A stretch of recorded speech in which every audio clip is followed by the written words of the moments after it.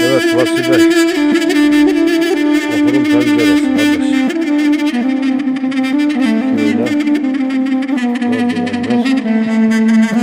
Şöyle merdivenleri. Şöyle arka tarafa gidiyorum.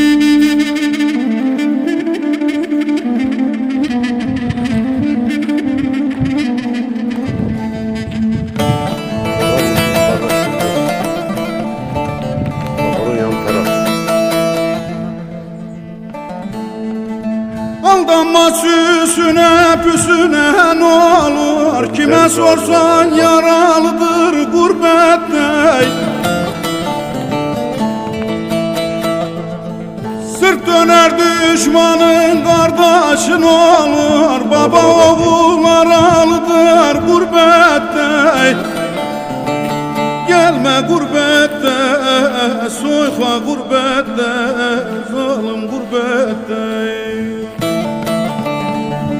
Baba oğul aralıdır gurbette, gelme gurbette, soyka gurbette.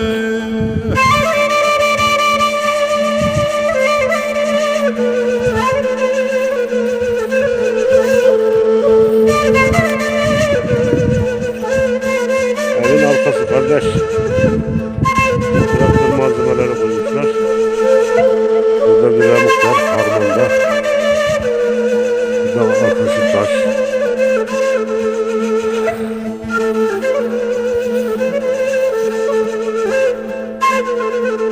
Evet, şuradan beni alacağım.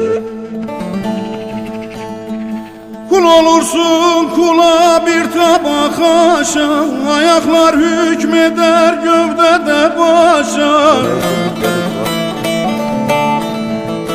Küleban ekmeği köyünde yaşa, mezar yeri paralıdır gurbette. Gelme gurbette, soyka gurbette, zalim gurbette.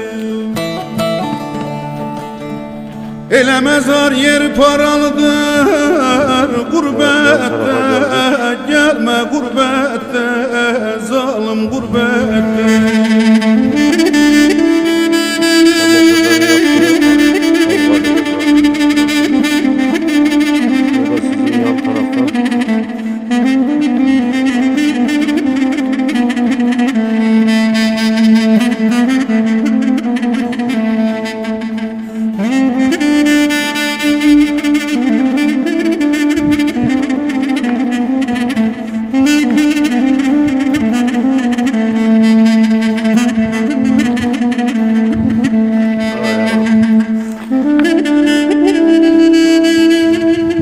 Ömrün geçer boş boşuna çileli, çoğu yıllar oldu belki güleli.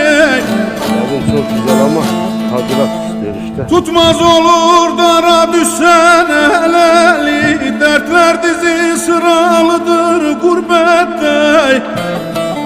Gelme gurbette, zalim gurbette, soyka gurbette. Ele dertler dizi sıralıdır gurbette, gelme gurbette, soyka gurbette. Durum bu. Ağaç söküldü ağacın.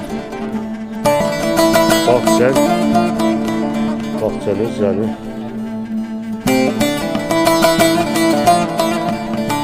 Burada bir ceviz ağacı daha var galiba.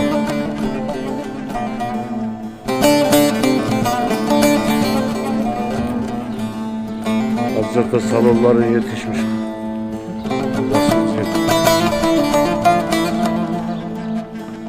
Ozan Dündar çok özledim vatanı, yalnız koydum kabristan'da.